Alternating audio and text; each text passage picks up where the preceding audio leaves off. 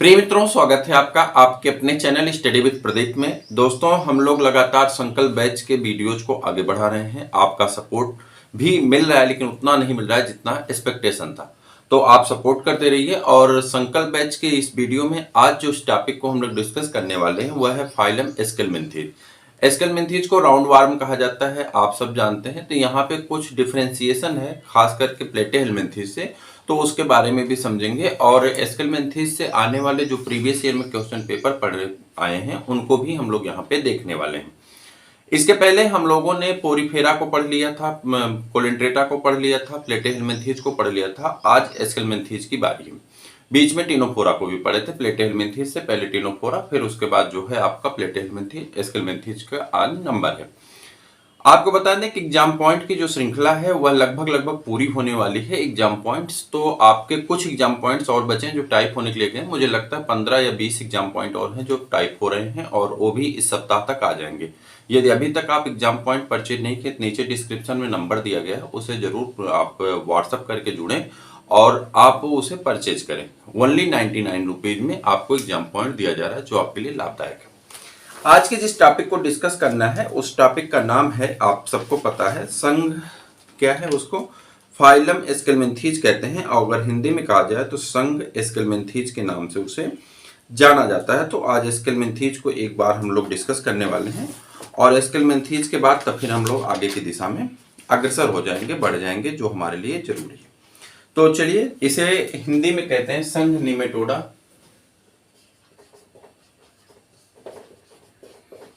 Nematoda, संघ Nematoda, या इसी को कहते हैं निमेटेहेलमिन्थीज या निमेथेहेलमिन्थीज। निमेथेहेलमिन्थीज के नाम से भी इन्हें जाना जाता है।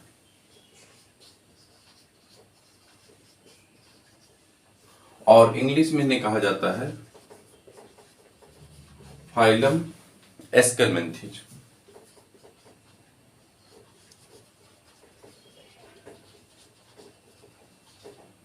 एस्केलमेंथीज के नाम से जाना जाता है।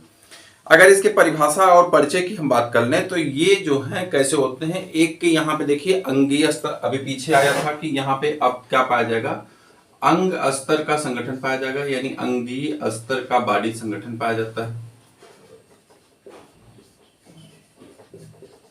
ये इंपॉर्टेंट है, अंगीय स्तर का संगठन पाया जाता है। प्लेटेहेलमिन्थीज से आ रहा है।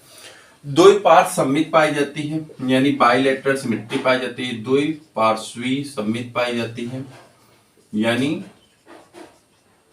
इसे कहते हैं बाइलेटरल सिमेट्री। ठीक है। और उसके बाद अगर बात कर लें बाइलेटरल सिमेट्री के बाद, यहाँ पे जो है देह भित्त में आहार नाल के बीच भ्रूण और कोरक अर्थात ब्लैस्टोसील गुहा से उत्पन्न एक झूठी गुहा पाई जाती है। तो यहां पे आप लिखेंगे देह भित्ति है। कौन है? देह भित्ति है। देह भित्ति और किसके बीच में? देह भित्ति और आहार नाल के बीच में, और आहार नाल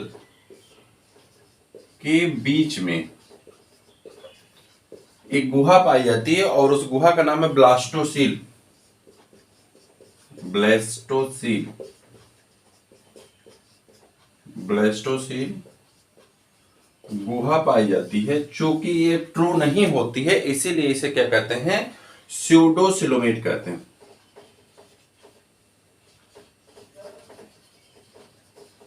तो एक कैरेक्टर ए है, एक कैरेक्टर यह है।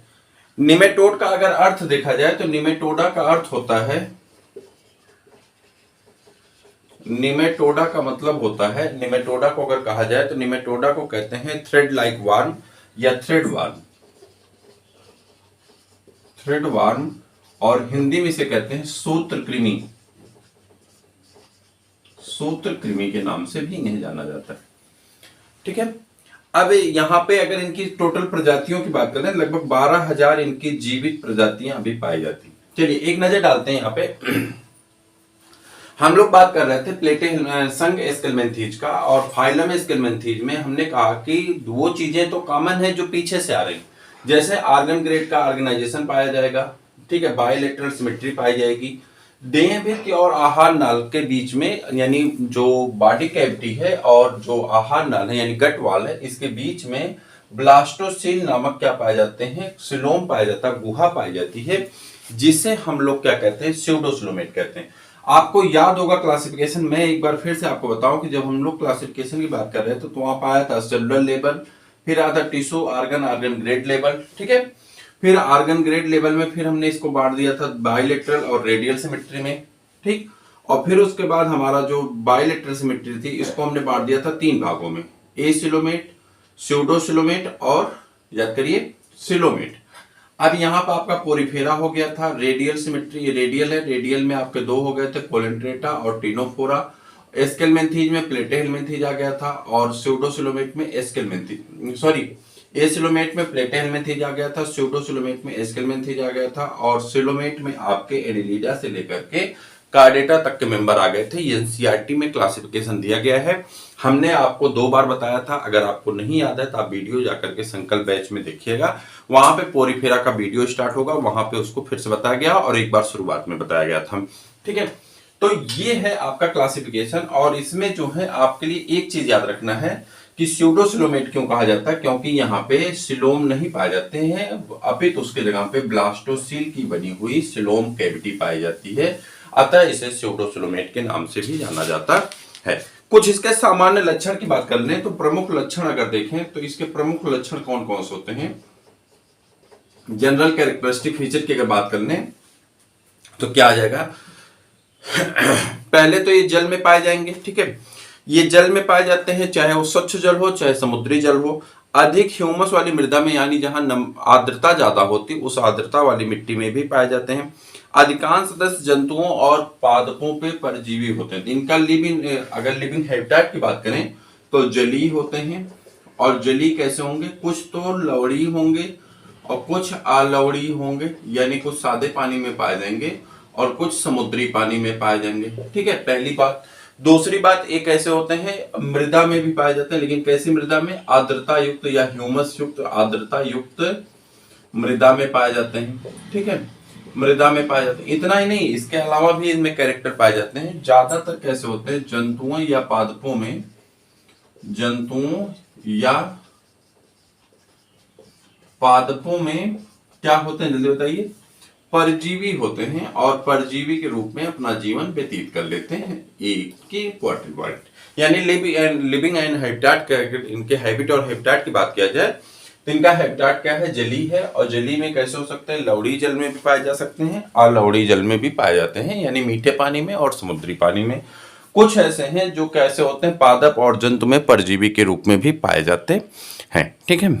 और एक मिनट, हाँ, इसके बाद की अगर बात कर लें तो इसके बाद आपका आ जाएगा जंतुओं की शारीरिक बनावट, अनुप्रस्थ काट। अगर इनका हम ट्रांसवर्स सेक्शन काटते हैं तो ट्रांसवर्स सेक्शन में बेलनाकार, टीएस में कैसा आता है, बेलनाकार आता है, और बेलनाकार आने के कारण इन्हें हम लोग क्या कहते हैं, गोल कृमि के नाम से भी जाना जाता है, गोल कृमि के नाम से जाना जाता है। बेलनाकार आते हैं या दोनों सिरे नुकीले होते हैं और शरीर खंड विहीन होती, ठीक है, गोल कृमि कहते हैं। दोनों सिरे, इनका जो दोनों सिरा है, दोनों सिरा कैसा होता है, नुकीला होता है, दोनों सिरा नुकीला होता है, और शरीर कैसी होती है, खंड युक्त नहीं होती, यानी खंड विहीन होती है। शरीर इनकी, शरीर खंड विहीन होती, खंड विहीन होती है, यह भी एक लक्षण है।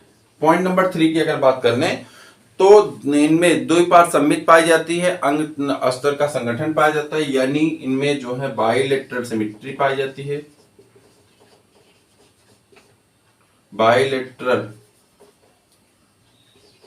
बाइलेटरल सिमेट्री पाई जाती है, ठीक है। डिप्लोब्लास्टिक होते हैं, सॉरी, बाइलेटरल सिमेट्री होती है, और इसके बाद एक ट्रिप्लोब्लास्टिक होते हैं, ट्रिप्लोब्लास्टिक होते हैं, और क्या पाया जाता है, ऑर्गन ग्रेड का ऑर्गेनाइजेशन पाया जाता है।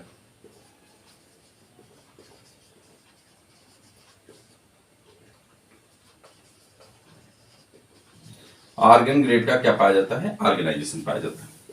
पॉइंट नंबर 4 की बात करें तो पॉइंट नंबर 4 में आ जाएगा, यहाँ पे देह भित्त की बाहरी जो मोटी होती है उपचर्म होती है, क्यूटिकल की बनी होती है, एपिडर्मिस के स्थान पर बहुकेंद्र की सेंसियल हाइपोडर्मिस तथा भीतर की ओर विशेष प्रकार की अनुलंब पेशी कोशिकाएं पाई जाती हैं जिसमें बटे होते हैं। ठीक है, सर्वप्रथम पूर्ण आहार नाल पाया जाता है। पहली बार ऐसा होता है कि पूर्ण आहार नाल का विकास होता है, पूर्ण आहार नाल का विकास होता है यहां से। तो ये पहली इंपॉर्टेंट पॉइंट है। सर्वप्रथम पूर्ण आहार नाल का विकास कहां होता है, एस्केलमेंथिस होता है। ग्रसनी, आंत और गुहा में विभेदित होते हैं।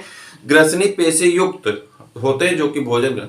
उत्सर्जन तंत्र, उत्सर्जन नलिका, इनका उत्सर्जन तंत्र कैसा होता है, ये स्टार लगा है। उत्सर्जन तंत्र,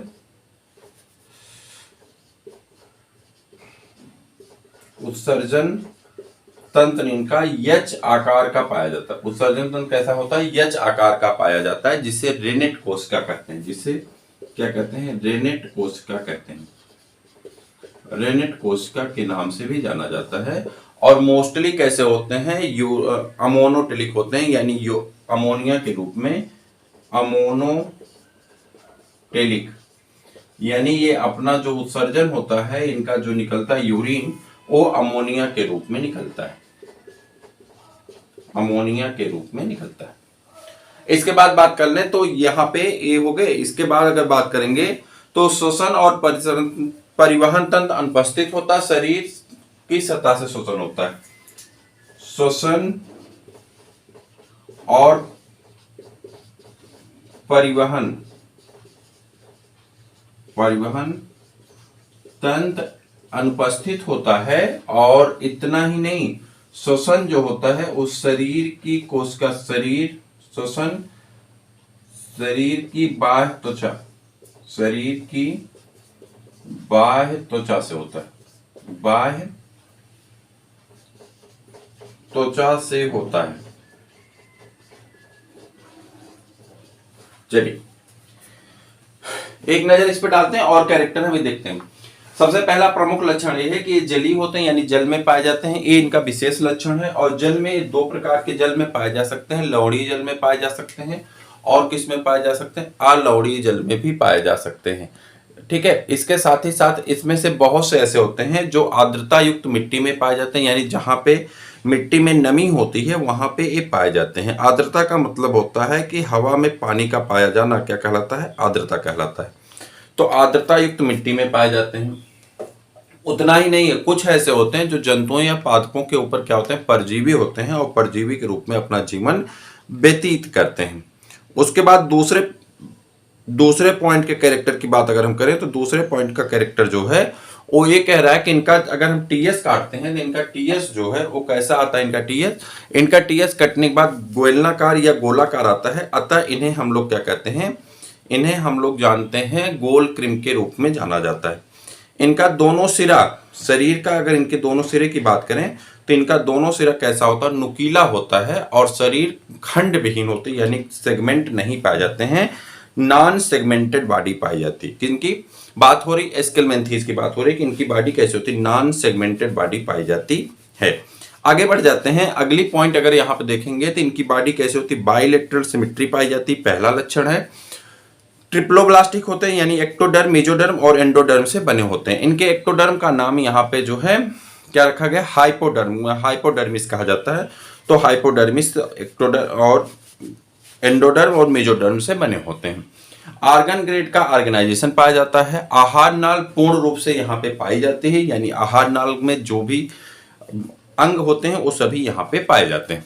उत्सर्जन तंत्र इनका यच आकार की रेनेट कोशिका का बना होता है, यच आकार का होता है, जिसे रेनेट कोशिका के नाम से जाना जाता है।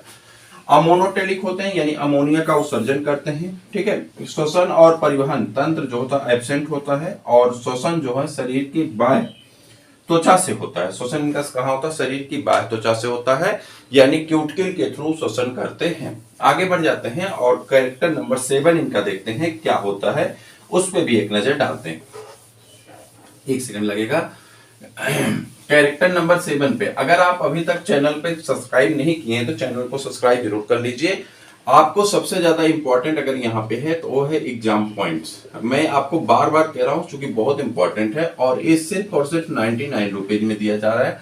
99 रुपीज इसलिए लिया जा रहा है क्योंकि वो टाइपिंग का पैसा निकाला, बाकी और कोई मतलब नहीं है। ऐसा नहीं, नोट्स इतना सस्ता नहीं है, नोट्स बहुत कीमती है। आपके चाहे सहयोग में, चाहे आपके साथ में, चाहे आपके पढ़ाई के लिए, चाहे आपके प्रेम में ये दिया जा रहा है, तो इसका दाम इतना सस्ता नहीं है, सस्ता दिया जा रहा है। ठीक है, और ये आपका एग्जाम पॉइंट्स है। इसमें आपके टोटल लगभग 5000 प्रश्नों का संग्रह है। ठीक है, आपके एक एग्जाम पॉइंट में 50 क्वेश्चन है, 50 हिंदी का है और 50 जो है आपके इंग्लिश के हैं, और टोटल की अगर बात करें तो 5000 प्रश्नों का संग्रह है।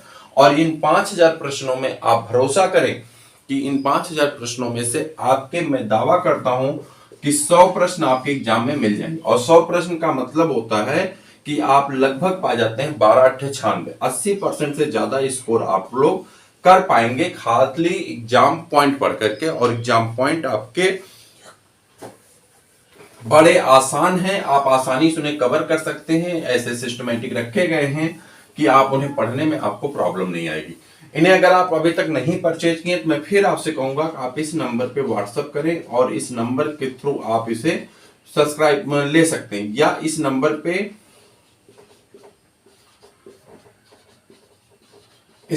पे आप किसी भी ऑनलाइन ऐप से पैसा भेज करके आप स्क्रीनशॉट भेजेंगे, 24 घंटे के अंदर आपको नोट्स भेज दिया जाता है। 88 87 97 43 95 ये नंबर है। चाहे इस नंबर पे, जिस भी नंबर पे आपकी इच्छा हो, ये इस नंबर पे पेमेंट नहीं हो पाएगा, और इस नंबर पे पेमेंट व्हाट्सएप दोनों आपका हो पाएगा। चाहे किसी भी व्हाट्सएप से आप किसी भी तरह से पेमेंट करेंगे, पेमेंट हो जाएगा। 24 घंटे के अंदर आपको नोट्स भेजा जाएगा, यानी एग्जाम पॉइंट भेजी जाएगी। चले, उसके बाद हम लोग आ गए थे तंत्रिका तंत्र। जो है तंत्रिका रज्जुओं का बना होता है, ओष्ठों पर पैपली यानी स्पर्श ग्राही। ठीक है, यहां पे तंत्रिका तंत्र की बात करते हैं। तंत्रिका तंत्र जो होता है इनका एक ऐसा होता है, तंत्रिका वलय यानी रिंग से बना होता है। तंत्रिका वलय, इसको मतलब होता है रिंग, तंत्र नर्वस रिंग से बना होता है। और इतना ही नहीं, अनुदैर्ध्य तंत्रिका रज्जुओं का बना होता है, और इसमें अनुदैर्ध्य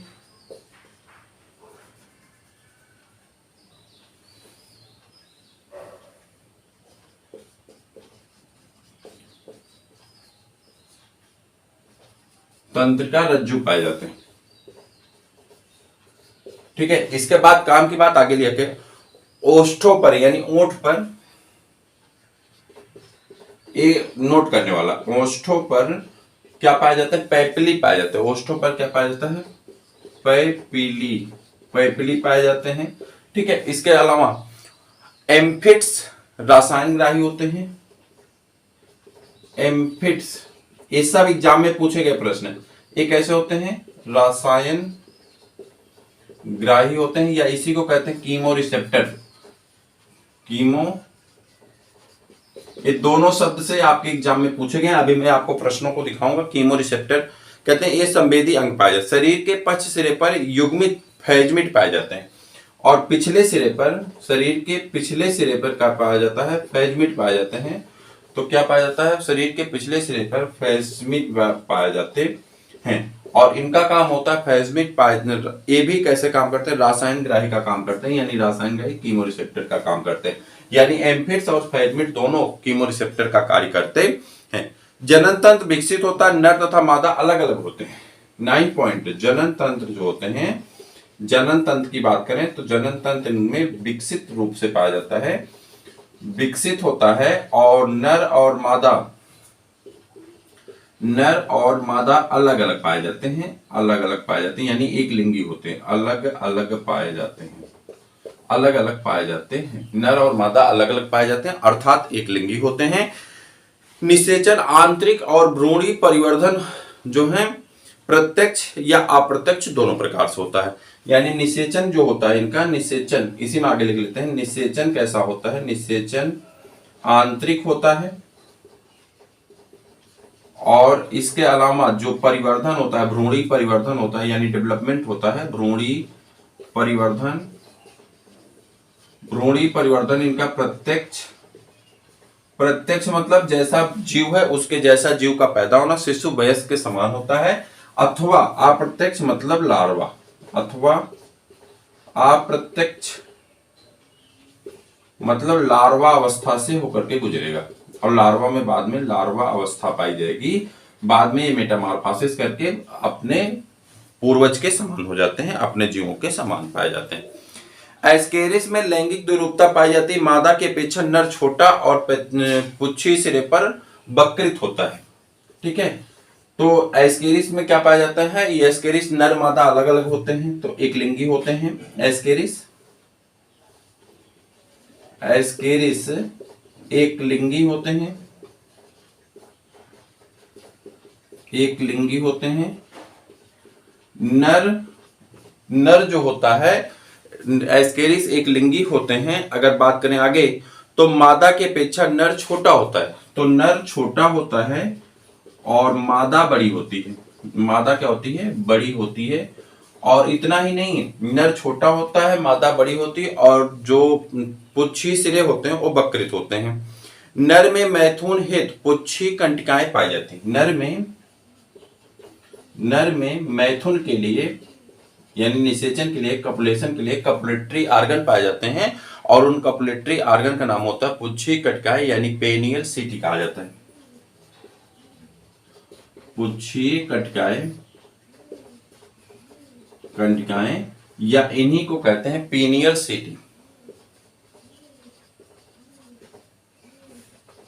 पेनियल सिटी पाई जाती है।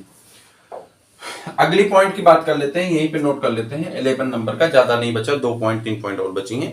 11 पॉइंट की बात कर लें तो नर में जनन नलिकाएं आहार नाल के साथ मिलकर के समान अवस्कर द्वार बनाते हैं यानी क्लोका पाया जाता है, अवस्कर पाए जाते हैं, अवस्कर द्वार पाए जाते हैं। और अगली जो पॉइंट है महत्वपूर्ण, मादा अपेक्षाकृत लंबी होती हैं और दोनों सिरों पर सीधी होती है। जनन नलिका में आहार नाल स्वतंत्र रूप से खुलती हैं अर्थात अवस्कर अनुपस्थित होते हैं।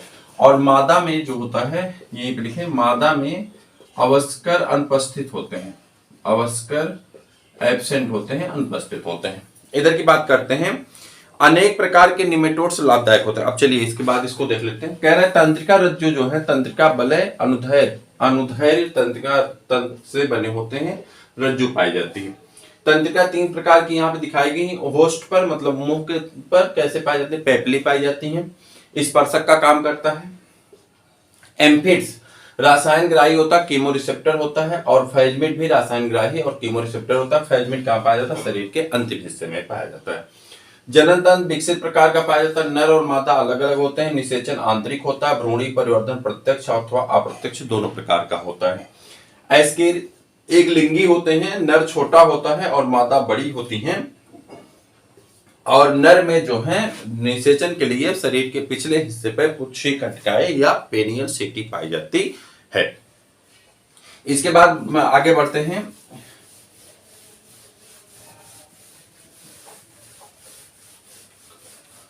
कुछ ऐसे भी हैं, कुछ ऐसे निमेटोड्स हैं जिनकी बात, अनेक प्रकार के निमेटोड लाभदायक पादपों और जंतुओं में परजीवी होते हैं, एक पोषक को हानि पहुंचाते हैं। मनुष्य के शरीर में इनके लगभग 50 जातियां पाई जाती हैं। इनमें से गोल्ड या एस्केरिस लुम्ब्रिक्वाइडिस पहला है आपका गोल्ड। उदाहरण लिखते हैं, उदाहरण है कौन सा, गोल्ड क्रीम। इसी को हम लोग क्या कहते हैं, एस्केरिस लुम्ब्रिक्वाइडिस, एस्केरिस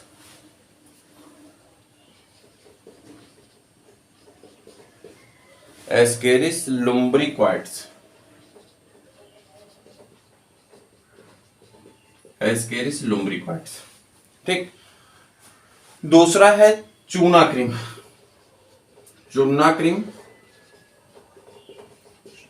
क्रीम को कहते हैं, चूना क्रीम को कहा जाता है, इनका नाम है पिनवार्म और एंटेरोबियस वर्मिकुलरिस, एंटेरोबियस वर्मिकुलरिस। ठीक है, उसके बाद चूना क्रीम के बाद अगर बात कर लें तो आपका आ जाता है यहाँ पे फील पाव, एलिफेंटियासिस।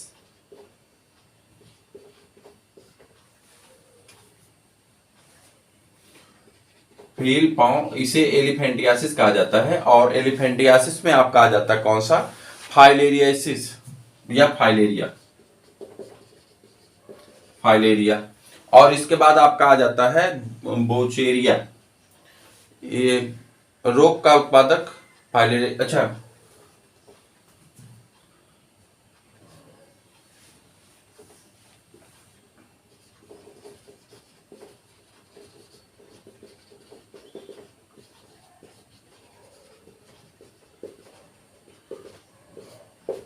और एक इससे होता है वाउचेरिया बैंक्राफ्टी से, तो इसको लिखिए आप वाउचेरिया,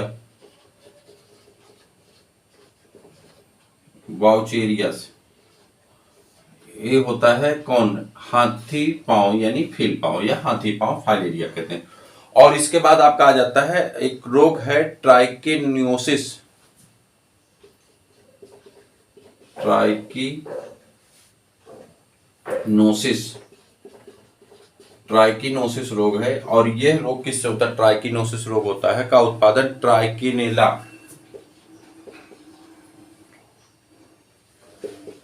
ट्राइकीनेला नामक प्लेटेलमेंथिस होता। अंकुश क्रिम रोग का उत्पादक जो है एक और है अंकुश,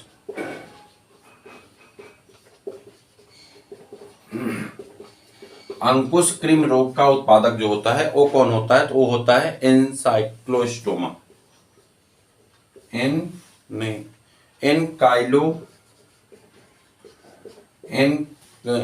एनसाइक्लोस्टोमा, एनकाइलोस्टोमा। ये है रोग पैदा करने वाले, यानी गोल क्रीम एस्केरिस लुम्ब्रिकॉइडिस कहा जाता है, चूना क्रीम एंटेरोबियस वर्मिकुलरिस कहा जाता है, फील पांव या इससे एलिफेंटियासिस या फाइलेरियासिस के नाम से जाना जाता है, बाउचेरिया से होता है, ट्राइकोनियोसिस ट्राइकेनेला से होता है, और अंकुश क्रिम रोग किससे होता है, एनकाइलोस्टोमा से या एनसाइलोस्टोमा से होता है। ठीक है, अब इसके बाद इसके हम लोग किसके बात करने वाले हैं, क्लासिफिकेशन की बात करने वाले हैं। तो क्लासिफिकेशन में इसके दो ही क्लास हैं, तो इसको भी देख लेते हैं। इसका स्क्रीन का आप ले चुके होंगे। चलिए इसके अगर हम क्लासिफिकेशन वर्गीकरण की बात करें तो वर्गीकरण में आ जाएंगे, और वर्गीकरण के अंतर्गत इसका देखेंगे तो वर्गीकरण में पहला आ जाता है, वर्गीकरण में अगर इनके उत्सर्जन अंग की बात कर लें, ग्रंथियों की बात कर लें, तो इसके हिसाब से इन्हें दो भागों में बांटा गया। पहला है फेजमीडा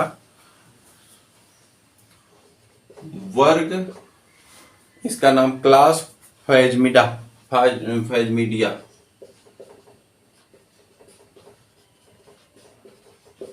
फेजमीडिया, अथवा इसी को क्या कहते हैं, सेंसरनेटिया,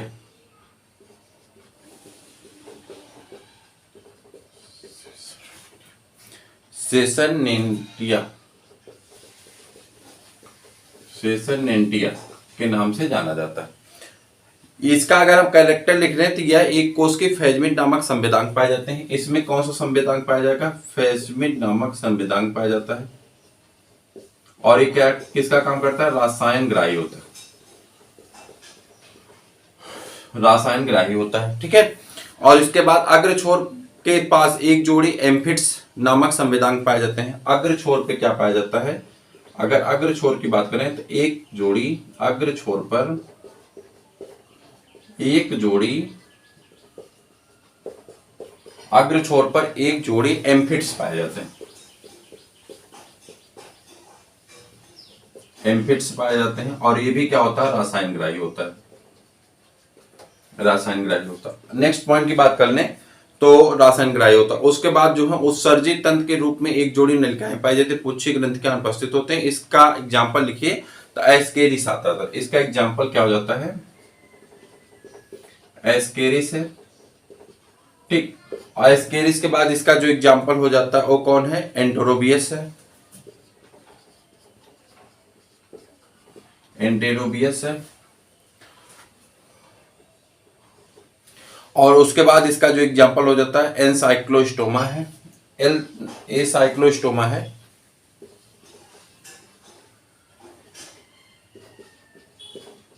एनसाइक्लोस्टोमा है। और इसके बाद जो आ जाता है इसमें बाउचेरिया आ जाता है, तो बाउचेरिया हमने पीछे सबके नाम लिखवा दिए थे। दूसरा वर्ग है वर्ग, दूसरे वर्ग का नाम है वर्ग जो है इसका है एम्फिडिया।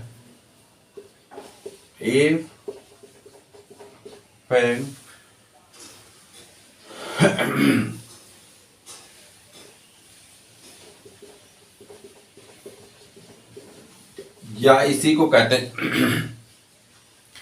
एडिनोफोरिया।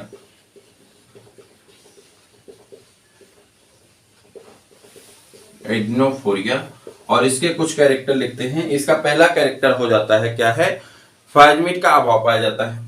पहला फैजमिट्स का अभाव पाया जाता है। दूसरे कैरेक्टर की बात करें, फैजमिट का अभाव पाया जाता है। दूसरे कैरेक्टर की अगर बात करेंगे तो यहां पे हो जाएगा एम्फिट्स कुंडलित या तस्तरीनुमा पाए जाते हैं। एम्फिट्स तस्तरीनुमा पाए जाते हैं, तस्तरीनुमा पाए जाते हैं। अगले कैरेक्टर की बात कर लें, अगला जो हो जाता है आपका यहाँ पे, तो उत्सर्जित नलिकाओं का अभाव होता है परंतु पक्षी ग्रंथियां पाई जाती है। ठीक है, इसका उदाहरण है ट्राइक्लोबियस, एग्जाम्पल लिख लीजिए तो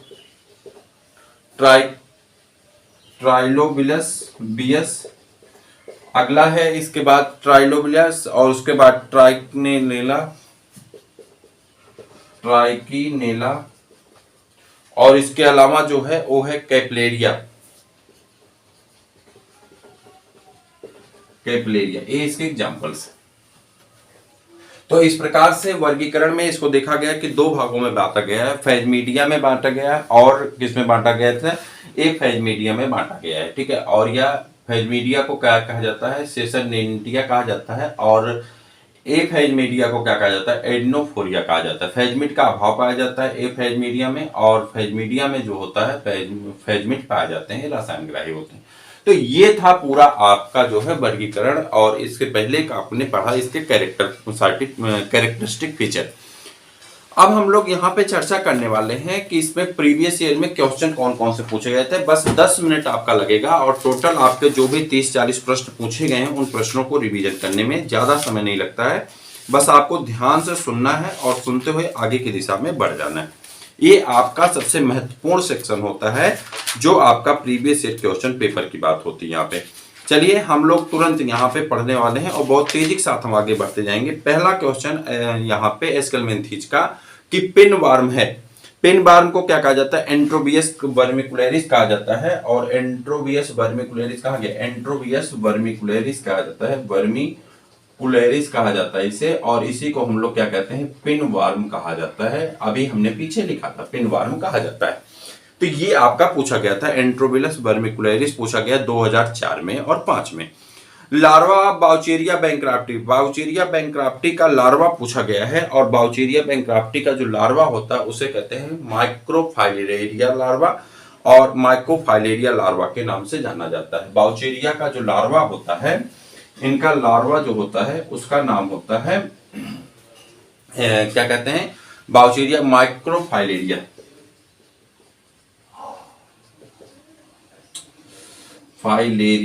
माइक्रोफाइलेरिया लार्वा का नाम से जाना जाता है। ठीक है, और इसके बाद पूछा गया स्यूडोसिलोम डेवलप होता किस पे, तो ये बिना बताए आप जान सकते हैं स्यूडोसिलोम किससे डेवलप होता। पहली पॉइंट हमने लिखा था ब्लास्टोसिल से डेवलप होता है। और उसके बाद which one of the following phylum is the characteristic of the absence of the ट्रूसिलोम, कौन सा ऐसा फाइलम है जिसमें ट्रूसिलोम नहीं पाया जाता है। आपका ऑप्शन होगा निमेटोडा या एस्केलमेंथीज, या आप इसे कह सकते हैं कि एस्केलमेंथीज में असत्य सिलोम पाया जाता है, यानी स्यूडोसिलोमेट होते हैं। Which of the following is the pseudosilomate, कौन ऐसा जो स्यूडोसिलोमेट है, तो इसमें ऑप्शन में एस्केरिस रखा गया जो कि आपका सही आंसर हो जाता है। Coelom derives from the blastocoel is called, जहां पे सिलोम ब्लास्टोसिल कैविटी से बनता है इसे क्या कहते हैं, स्यूडोसिलोम के नाम से जाना जाता है। The body cavity of the nematodes, nematodes की बॉडी कैविटी कैसी होती है, तो आप कहेंगे निमेटोड्स की जो बॉडी कैविटी होती है या फील्ड होती है माफ करिएगा, the body cavity of nematodes human blood nematode में एस्केलमेंथिस सूत्रकृमि होते हैं जो प्रायः मनुष्य के आंतों, अच्छा ये कहाँ पाए जाते हैं, ठीक है, मनुष्य के आंतों का परजीवी होता है। कौन? निमेटोड जो होते हैं ज्यादातर मनुष्य के आंतों के परजीवी होते हैं, ठीक। True coelom is absent in which of the phylum, true coelom किस फाइलम में एब्सेंट होता है, तो फिर वही आपका जाएगा निमेटोडा, और यहाँ पे ऑप्शन में निमेटोडा रखा गया, ठीक है। इसके बाद आ जाते हैं निमेटोडा कहाँ पाए जाते हैं, तो जलीय होते हैं, कुछ अलोड़ी होते हैं, नम मृदा में पाए जाते हैं, नमी युक्त मृदा में पाए जाते हैं। इसमें रसायन ग्राही पाया जाता है अर्थात रसायन के सेंसिटिविटी को फील कर सकते हैं। और इसमें श्वसन और आहार नाल कैसे होते हैं, श्वसनांग और परिवहन तंत्र अनुपस्थित होता है, उत्सर्जन तंत्र अत्यंत सरल प्रकार का होता है, यच आकार की रेनेट कोशिकाएं पाई जाती हैं, ठीक है। तो ये सभी चीजें अभी हमने लिखा था, यच आकार की रेनेट कोशिकाएं पाई जाती है, यही सब रटना है, यही सब याद रखना है। इसमें जो है रसायन ग्राही होते हैं, फेजमिट पाया जाता है, एम्फिड्स पाए जाते हैं, दोनों रसायन ग्राही होते हैं, ठीक है। ये छोटे होते हैं, नर और मादा अलग अलग होते हैं, और इसमें उत्सर्जित कोशिकाएं रेनेट कोशिकाएं कहा जाता है, यच आकार की कोशिकाएं होती हैं। अमोनिया का उत्सर्जन करता है, अमीनोटेलिक के नाम से जाना जाता है, ठीक है। विच of the following the social insect, ये तो मान लो इसका नहीं है, वो दूसरे चैप्टर का आ गया यहाँ पे। In which of the following animals sexes are separate, कौन सा ऐसा एनिमल है जिसमें सेक्सेस सेपरेट होते हैं, तो यहाँ पे सभी पीछे के मेंबर रखे गए, तो यहाँ पे जो है आपका एस्केरिस रखा गया, नर और मादा अलग अलग पाए जाते हैं, ऑप्शन आपका सही होगा। एस्केरिस से कुछ इंपॉर्टेंट क्वेश्चन पूछेगा, चूंकि आपके सिलेबस में एस्केरिस को अलग रखा गया। एलटी 2018 में क्वेश्चन पूछा गया, which of the following parasite has no intermediate host, कौन सा ऐसा पैरासाइट है जिसका इंटरमीडिएट होस्ट नहीं पाया जाता है, तो आप कहेंगे एस्केरिस। एस्केरिस में इंटरमीडिएट होस्ट नहीं पाया जाता है, मध्यवर्ती होस्ट नहीं पाए जाते हैं, क्योंकि ये मोनोजेनेटिक होते हैं, और ये फीताक्रिम, लीवर फ्लूक, ठीक है, मोनोजेनेटिक पाए जाते हैं। Male ascaris differs from the female ascaris in having, male ascaris और फीमेल एस्केरिस में डिफरेंस कहां से आता है, तो पीनियल स्पेक्यूल्स पाए जाते हैं या पीनियल सिटी पाया जाता है। हमने लिखा था मेल में पीनियल सिटी पाया जाता है, याद करिए, तो पीनियल सिटी पाया जाता है, मेल इसलिए अलग हो जाता है और फीमेल अलग हो जाती है। मेल और फीमेल का अगर कंपेरिजन करें तो मेल एस्केरिस जो होता है यहाँ पे माप में छोटा होता है, 15 से 30 सेंटीमीटर तक लगभग इसकी लंबाई होती है, 3 से 5 मिलीमीटर इसकी मोटाई होती है, ठीक है। वहीं पे अगर हम बात कर लेते हैं मादा एस्केरिस की, तो 20 से 40 सेंटीमीटर तक लंबी होती है और 6 से 8 मिलीमीटर मोटी होती है। वहीं पे अगर पक्ष सिरे की नर एस्केरिस की बात करें तो इसका पक्ष सिरा जो होता है तल से मुड़ा होता है, और जो मादा एस्केरिस होती है यानी फीमेल एस्केरिस होती है उसका पक्ष सिरा नुकीला होता है, सीधा होता है। अवस्कर द्वार से निकले जोड़ी पीनियल सूप पाए जाते हैं, जो मेल होता है उसमें पीनियल सिटी पाई जाती है, जो फीमेल होते हैं उसमें पीनियल सिटी नहीं पाई जाती। और पश्च गुदा और अग्र गुदा अंकुर उपस्थित होते हैं, जबकि मादा में अनुपस्थित होते हैं।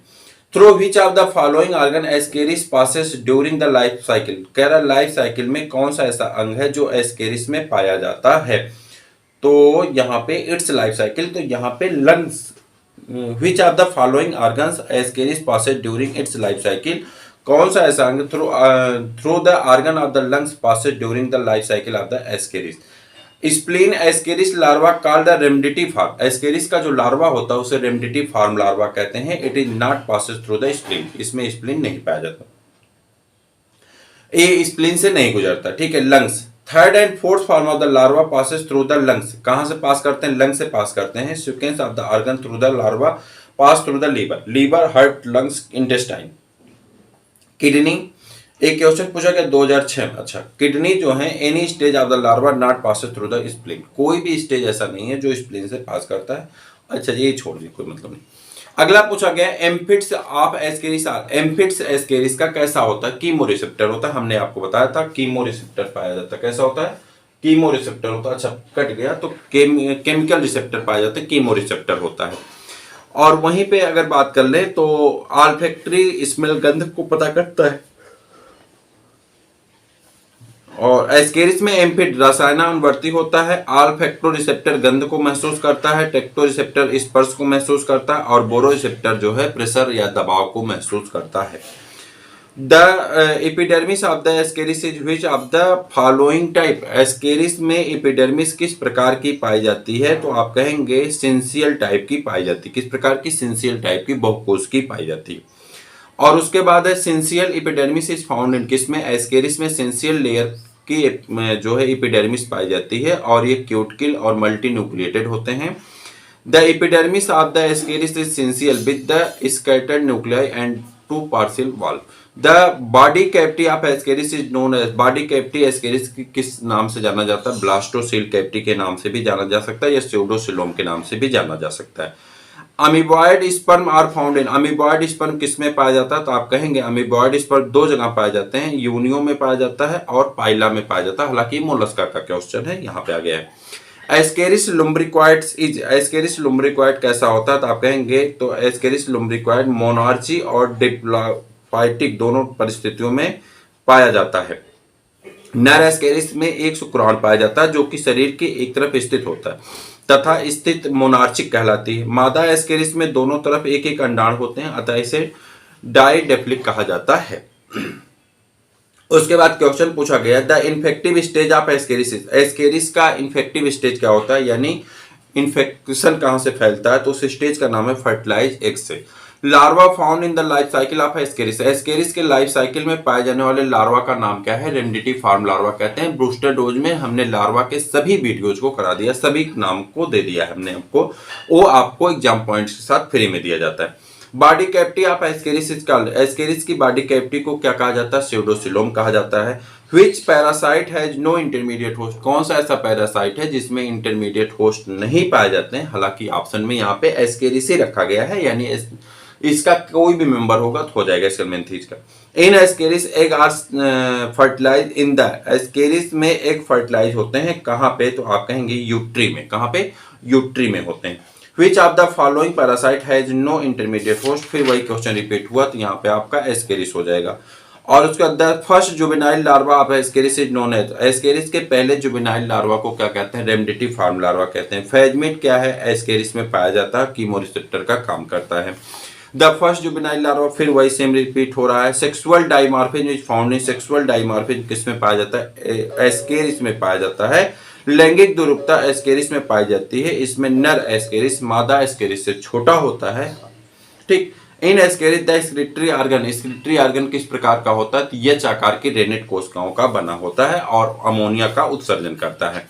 विच one of the following has no intermediate host, कौन सा ऐसा? फिर वही आपका एस्केरिस आ जाएगा। और उसके बाद अमीबॉयड स्पर्म एस्केरिस में पाया जाता है। रोमडेटी फार्म लार्वा एस्केरिस का है। बाइसेक्सुअल एनिमल किस में पाए जाते हैं? एस्केरिस है, मेल और फीमेल। बाइसेक्सुअल लीच है जिसमें मेल और फीमेल बॉडी ऑर्गन एक ही में पाए जाते हैं। बॉडी कैविटी ऑफ एस्केरिस कैसे होते हैं? स्यूडोसिलोमेटिक होती है। एक्सक्रीटरी ऑर्गन एस्केरिस का कैसा होता है? एच आकार का पाया जाता है।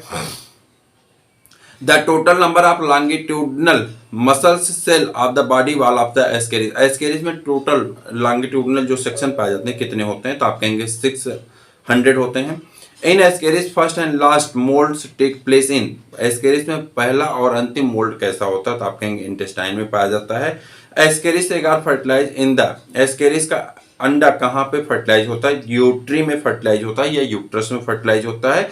Ascaris is the unique among the parasite, आप एस्केरिस एक अलग पैरासाइट होता है, क्यों? तो आप कहेंगे it's remain unaffected by the digestive enzyme of the host, ये मनुष्य में पाए जाने वाले डाइजेस्टिव एंजाइम से अफेक्टेड नहीं होते हैं।